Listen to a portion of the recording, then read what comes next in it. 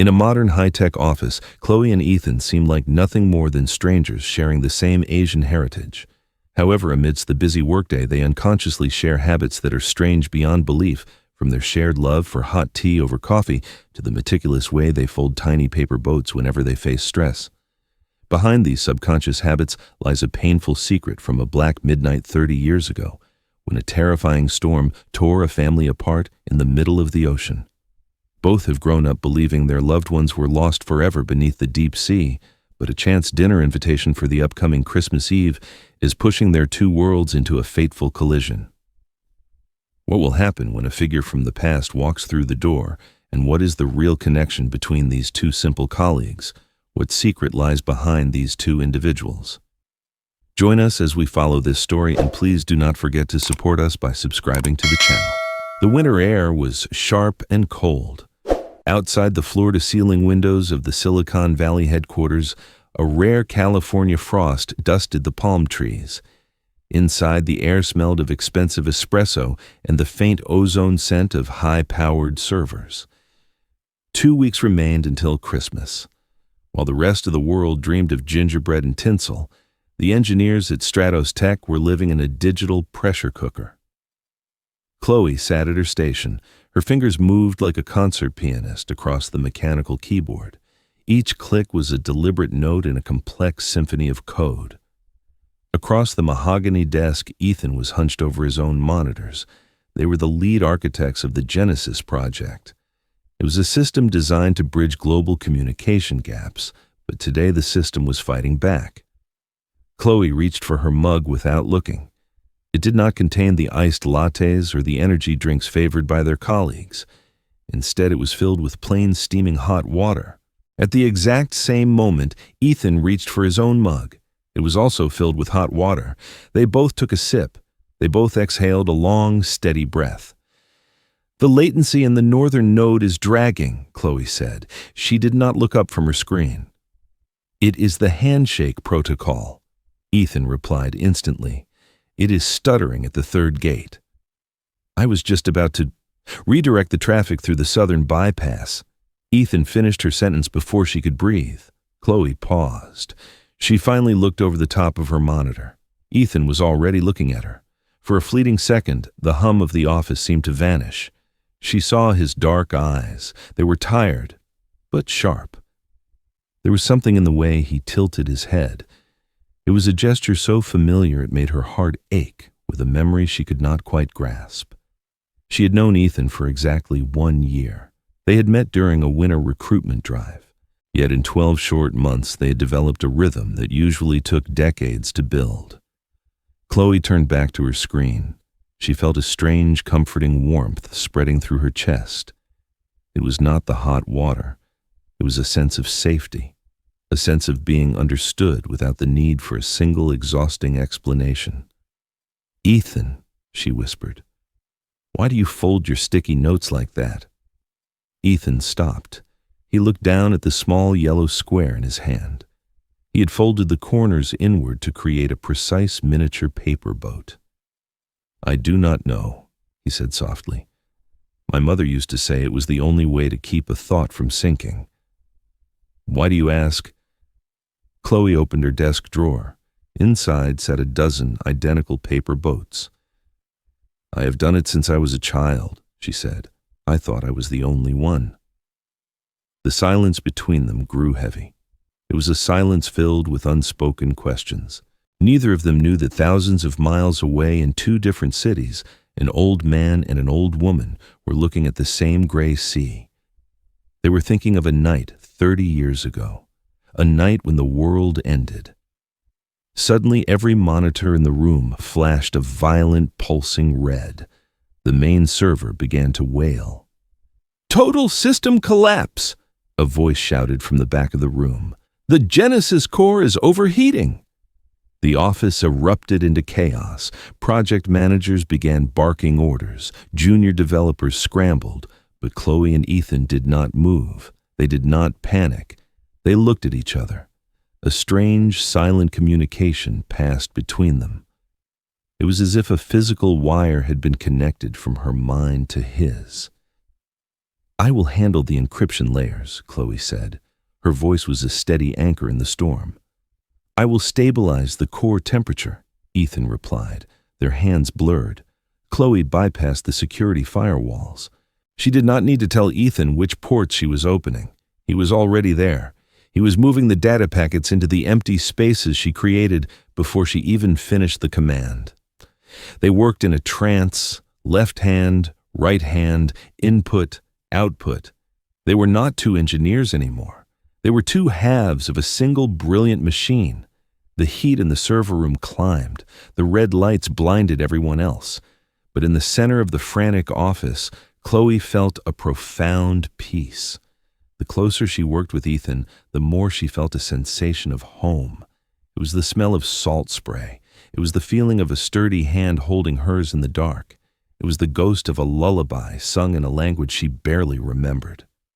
"Now," Chloe commanded. They both hit the enter key at the exact same microsecond. The red lights flickered. They turned to a calm, steady green. The wailing alarm died into a low hum. The entire office stood still. People began to cheer. Managers clapped each other on the back. Chloe leaned back in her chair. Her heart was racing. She looked at Ethan. He was leaning back too. They were both breathing in the same ragged rhythm. "We did it," Ethan said. He wiped a bead of sweat from his forehead. "We always do," Chloe whispered. The adrenaline began to fade.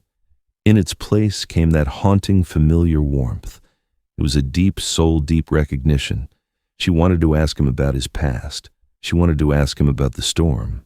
She wanted to ask him if he ever dreamt of a boat breaking under the weight of a black sky. But the moment was broken.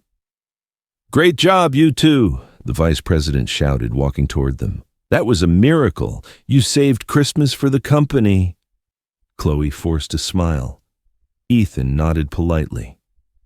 They were back to being Chloe and Ethan, engineers, colleagues, strangers in a strange land. But as Chloe looked at the little paper boat on Ethan's desk, she knew one thing for certain. The ocean had taken everything from her 30 years ago, but somehow the tides were finally starting to pull something back 30 years ago. The world was not made of glass towers or glowing computer screens. It was made of salt. It was made of wood. And on that fateful Christmas Eve, it was made of terror. The fishing boat was small. It was a weathered vessel named the Morning Star. But as it bobbed in the vast expanse of the South China Sea, it felt like a splinter in the palm of a giant. Inside the cramped cabin, the Lee family huddled together. David held his daughter Lynn close to his chest. She was only 7 years old. Beside them, Mary wrapped her arms around 5-year-old Min. They had left Hong Kong with nothing but hope. They were chasing the American dream, but the dream was rapidly turning into a nightmare. The air grew heavy. The sky turned a bruised, sickly purple. Then the wind arrived. It did not blow. It screamed. It was a high-pitched demonic howl that rattled the very bones of the ship. "Stay close to me," David shouted over the roar. "Do not let go. No matter what happens, do not let go." The first wave hit like a freight train. The Morning Star groaned. The wood shrieked as it twisted. The boat was tossed upward, then plummeted into a dark valley of water. Everything became a blur of motion and freezing spray.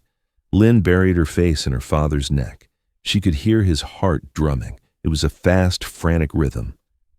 "David!" Mary cried out. Her voice was thin. It was barely audible against the crashing sea. "The water! It is coming in!" A second wave, larger than the first, rose out of the darkness. It was a wall of black glass. It loomed over them, blotting out the stars. Time seemed to slow down. David looked at Mary. In that final second of silence, their eyes met. There was no time for goodbyes. There was only a look of pure, agonizing love. Then the wall fell. The impact was deafening. The Morning Star did not just tilt, it shattered. The hull snapped in two with a sound like a gunshot. Cold, suffocating water rushed in. It pulled them down. It spun them like leaves in a whirlpool. David felt the grip of the ocean trying to pry his daughter away. He squeezed Lynn until his muscles burned. He kicked his legs, fighting toward the surface. He broke the water, gasping for air. "Mary!" he screamed. "Min!" But there was no answer, only the white foam of the waves, only the thunder of the storm. 20 feet away, Mary was clinging to a floating piece of the wooden deck. She held Min with a strength she did not know she possessed. "David!" she shrieked. She saw a flash of his white shirt in the distance. She saw his arm reaching out, but a massive swell rose between them. It was a mountain of water. When the wave passed, the horizon was empty. "Min, stay with me," Mary sobbed. Her tears were lost in the salt water. "Stay with me, my son." The ocean was a black void. It was an endless hungry mouth, one family, 2 pieces of wood, 2 different currents. The wind carried their screams in opposite directions. David called for Mary until his voice was raw. Mary called for David until her lungs felt like they were on fire. By dawn, the storm had moved on. The sea was unnaturally calm. It was a cruel, mocking blue. A gray naval ship appeared on the horizon near David. They pulled him and Lynn from the water. They were shivering. They were broken. "My wife," David pleaded with the sailors. "My son, they are out there. Please." The search lasted for hours. They found nothing but debris, no lifeboats, no survivors. "I am sorry," the captain said. He placed a heavy hand on David's shoulder. "No one could have survived that night. You and your daughter are a miracle." Miles away, a rusted freighter bound for the west coast spotted a woman and a small boy. They were slumped over a piece of the hull, barely conscious. When Mary woke up in the infirmary, she begged for news. "My husband," she whispered. "My little girl." "Are they safe?" The medic looked away. He could not meet her eyes. "We scanned the area for miles, ma'am. There were no other signals, no other wreckage. You were the only ones." The silence that followed was louder than the storm. It was the silence of a life divided.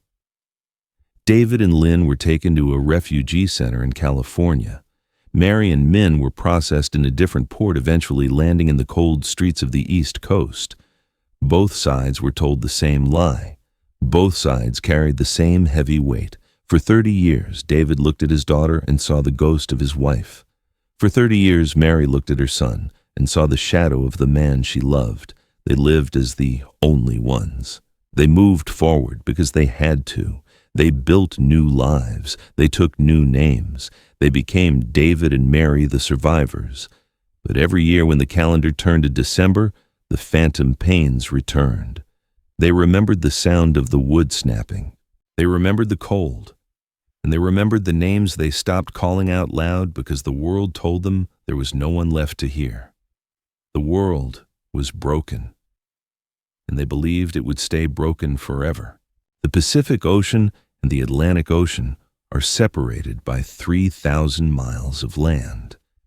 For David and Mary, those miles were more than just geography. They were the walls of a fortress. In San Francisco, the fog rolled over the Golden Gate Bridge like a heavy blanket. David sat in his small garage. The air was thick with the smell of motor oil and old iron. He was a mechanic now. His hands were always stained with grease. It was a hard life, but it was a quiet one. Chloe, once known as Lynn, sat on a wooden stool nearby. She watched her father work on a rusted engine. "Daughter," David would say. He always used the English word now to help her learn. In our old home, the air smelled like jasmine and salt, not just oil. He told her stories of the hills in Hong Kong. He told her about the grandmother she would never meet, but he never told her about the night the boat broke. Whenever Chloe asked about her mother or her brother, David would stop his wrench. He would look toward the window. Beyond the city buildings, the sea was waiting. David hated the ocean. To him, the blue water was a giant graveyard. He believed Mary and Min were resting beneath the waves. He changed their names to David and Chloe. It was a shield. If they sounded American, perhaps the ghosts of the past would not find them. In those early years before the internet, before the world was connected by silver wires, A lost person stayed lost. There were no databases. There were only paper records and the cold final reports from the Coast Guard. David lived for Chloe. He poured his grief into his work. Every bolt he tightened was a promise to keep her safe, but every night before he slept, he would touch the empty side of his bed. The heartache was a slow, steady pulse. 3,000 miles to the east, the pulse was exactly the same. New York City was a jungle of concrete and steam. Mary worked in a windowless basement in the garment district. The hum of the sewing machines was the soundtrack of her life. She was no longer the young woman on the boat. Her eyes were tired. Her fingers were calloused from thousands of needles. Ethan, once known as Min, grew up in the shadows of skyscrapers. He was a quiet boy. He possessed a brilliance for numbers and patterns. Mary worked 16 hours a day to pay for his school. She wanted him to have the life they had dreamed of during that long voyage. "Eat, Ethan," she would say, pushing a bowl of rice toward him. "You must be strong. You're the only one I have." She never looked for David or Lynn. Why would she? The sailors had been so certain. The ocean had been so vast. To search for them felt like searching for a star that had already burned out. Instead, she created a ritual. Every Christmas Eve, while the rest of the city celebrated with loud music and bright lights, Mary would go to the small window of their apartment. She would light a single white candle. She did not light it out of hope. She did not expect a knock at the door. She lit it as a lighthouse for the souls she had lost. "I am here," she would whisper into the glass. "I have not forgotten you." Ethan would watch her from the doorway. He did not understand why his mother cried every December. He only knew that the holiday felt like a funeral. The years passed like shadows. Chloe grew up in the West, learning to fix machines with her father. Ethan grew up in the East, learning to build worlds with code. They both grew up with a hollow space in their hearts. They both learned to live with a silence that had no name. David looked at the Pacific and saw a thief. Mary looked at the Atlantic and saw a tomb. They were two survivors on two different shores. They were two paths that had started at the same point and were now heading in opposite directions. The world was vast, the records were thin, and the pain was too heavy to carry alone.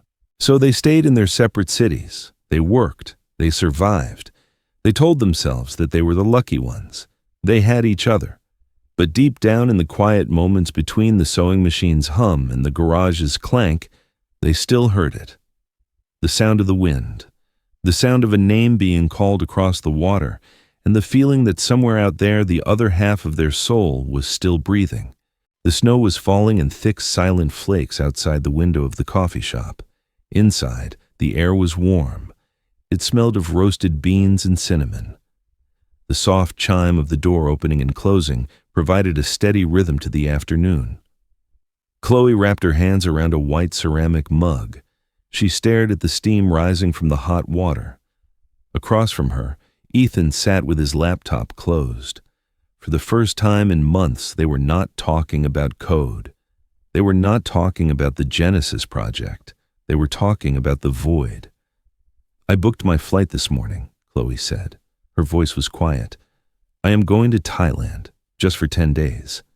Ethan nodded slowly. He did not look surprised. "The islands?" he asked. "Yes," she replied. "I thought if I could find a beach where the sun stays out all day, I could finally forget the winter. I want to find something that feels like home before the storm." She did not need to explain which storm. Ethan understood. "I did the same," Ethan said. He leaned back in his chair.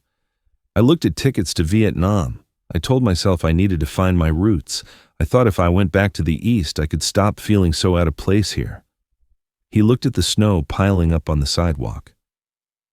"Christmas in America is too loud," Ethan continued. "The lights are too bright. The music is too happy. It makes the silence at home feel even heavier." Chloe felt a pang of recognition.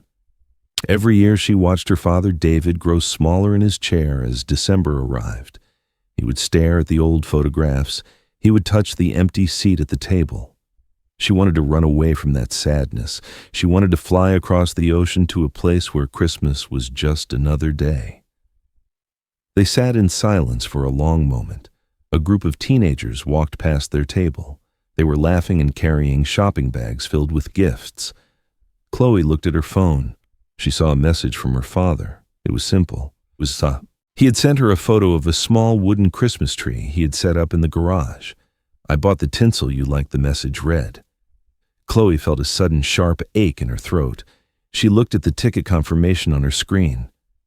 "My father's getting older," she whispered. At the exact same time, Ethan spoke. "My mother's getting older."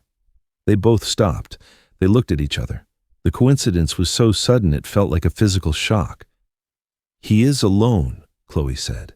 "He works so hard to make the house look nice for me. He pretends he is fine, but I know he spends the nights looking at the sea." "My mother lights a candle every year," Ethan added. His voice was thick with emotion. "She sits by the window and waits for people who are never coming back. If I leave for Vietnam, she will be sitting in that kitchen all by herself." The travel plans, the beautiful beaches, and the escape to Asia suddenly felt like a betrayal. Chloe reached out and tapped the cancel button on her flight app. "I cannot go," she said. "Neither can I," Ethan replied. He closed his eyes for a second. "I cannot leave her alone, not this year." The tension in Chloe's shoulders began to melt away. She felt a new kind of resolve, but then a new problem arose. What would they do? Two small broken families sitting in two different apartments mourning the same ghost. Ethan looked at Chloe. He saw the sadness in her eyes. He saw the loneliness that mirrored his own. "Chloe," he said, "why are we doing this?" "Doing what?" "Spending the holidays in pieces," Ethan said. He leaned forward. His eyes were bright with a sudden idea. "Your father's alone. My mother's alone. We are both staying in the city now." He paused. He took a deep breath. "Let's have dinner together," Ethan proposed. "On Christmas Eve. We can bring them to that restaurant near the park, the one with the big fireplace." Chloe blinked. The idea was so simple, so perfect. "You want to meet my father?" she asked. "Yes," Ethan said with a small smile, "and I want you to meet my mother. It is better than being alone. Maybe if we put our two small families together, it will feel like a real one, just for one night." Chloe felt a spark of hope. It was a tiny flame, but it was warm. "He would like that," she said. "He does not talk to many people. But he likes you, Ethan. He likes the way you think. And my mother would love to meet the woman who helps me fix the servers." Ethan laughed. The decision was made. The flight to Thailand was gone. The trip to Vietnam was canceled. They were staying. As they walked out of the coffee shop, the cold air hit their faces. But for the first time in 30 years, the winter did not feel so cruel. "Christmas Eve," Chloe said, waving goodbye. "Christmas Eve," Ethan repeated. They walked in opposite directions toward the train station. Neither of them knew that they had just set a trap for fate. Neither of them knew that the dinner they were planning was not just a meal, it was a collision. It was the moment the two paths would finally cross. And as the snow covered the tracks, the countdown to the miracle began. The restaurant was a sanctuary of gold and velvet. Outside, the Christmas Eve wind rattled the glass, but inside, the air was thick with the scent of pine and expensive wine. A grand piano played a soft jazz version of a classic carol. It was the kind of place where people came to celebrate life. Ethan arrived first. He held his mother's arm with a gentle pride. Mary looked elegant in a dark silk coat. Her silver hair was pinned back neatly, but her eyes were restless. She smoothed her skirt for the 10th time. "Ethan," she whispered, "are you sure we should be here? This place is so grand. Perhaps your friend would have preferred somewhere simple." "Relax, Mother." Ethan smiled. He guided her to a circular table near the glowing Christmas tree. "Chloe is just like me, and her father's a mechanic. They are normal people. They just wanted this night to be special." Mary sat down. She looked at the flickering candle in the center of the table. For 30 years, she had lit a candle alone. Now the flame seemed different. 5 minutes later, the heavy oak doors opened. David and Chloe walked in. David felt out of place. He adjusted his tie. He was used to the weight of a wrench, not the silk of a dress shirt. Chloe leaned into him. She wore a simple green dress. Around her neck, a small jade pendant rested against her skin. As they approached the table, Ethan stood up. "Chloe, over here." The air in the room suddenly seemed to vanish. David stopped walking. His boots felt heavy as if he were treading through deep water. He looked at the woman sitting at the table. Mary looked up. The smile on her face froze. Her breath hitched in her throat. The jazz music faded into a dull hum. The clinking of silverware disappeared. For David and Mary, the upscale restaurant dissolved. The gold lights became the flashes of lightning from a storm 30 years ago. The plush carpet became the shifting wood of a broken boat. David stared. He saw the same eyes that had looked at him before the wall of water fell. He saw the same curve of the jaw. It is impossible, he thought. I am dreaming. I have finally crossed over. Mary's hands began to shake.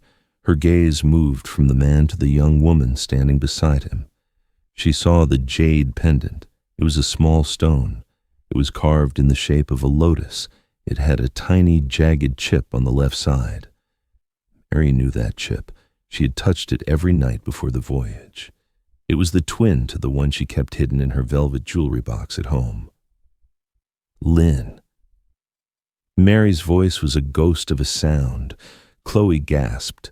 No one had called her by that name in 3 decades.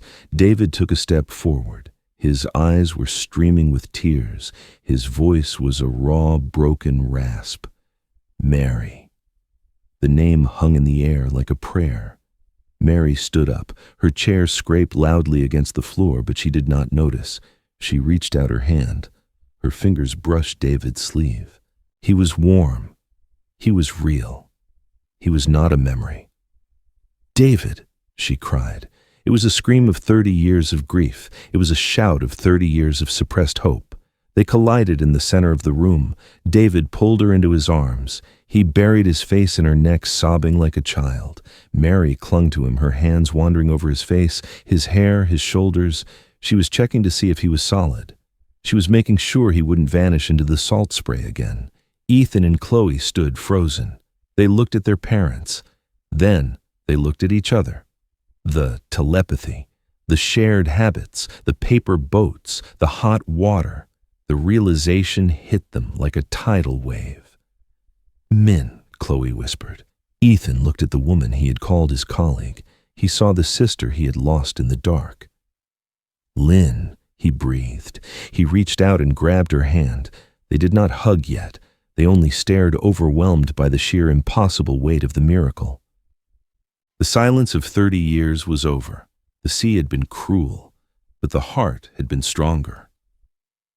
In the middle of a crowded restaurant under the gold lights of a Christmas tree, the two halves of a broken world finally snapped back together.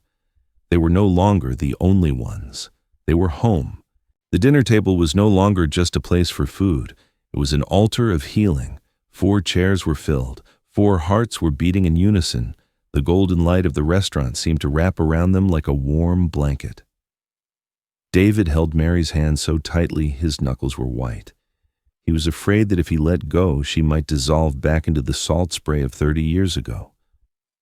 Mary did not mind. She leaned her head on his shoulder, her eyes never leaving the faces of her 2 children. Chloe and Ethan sat across from each other. The silence between them was different now. It was no longer the silence of 2 strangers working on a project. It was the deep, ancient silence of blood recognizing blood. Chloe looked at Ethan. She saw the little boy who used to hide behind her during thunderstorms. Ethan looked at Chloe. He saw the big sister who always gave him the last piece of candy in their small home in Hong Kong. "All this time," Ethan whispered. His voice was thick with wonder. "You were right there, just across the desk." Chloe wiped a tear from her cheek. She smiled. I think my soul knew, she said. I think that is why I never felt lonely when I was working with you. They realized then that destiny had a long memory. The ocean had tried to swallow them. The vastness of America had tried to hide them, but the thread that connected them had never snapped. It had only stretched. As they walked out of the restaurant, the cold night air greeted them. The snow was still falling, turning the world into a silent white cathedral. They stood together on the sidewalk. David, Mary, Chloe, Ethan. The 3,000 miles of separation had vanished. The 30 years of grief had been paid in full. They began to walk. 4 people, 4 stories. Under the glow of the Christmas stars, their 4 shadows merged on the white ground. They became one single shadow. They were finally home. In the end, this story reminds us that no matter how far we wander or how great the storm, the heart always keeps a compass pointed toward home. Life may divide us for a season, but the bonds of love are never truly broken by time or distance. If this story moves you, please tell us where you are watching from in the comments. We would love to know your city, your state, or your country, and do not forget to subscribe for more touching tales. Now, as the stars continue to shine above, please click on the video appearing on your screen to discover our latest journey of hope. Thank you for listening, and may you always find your way back to the ones you love.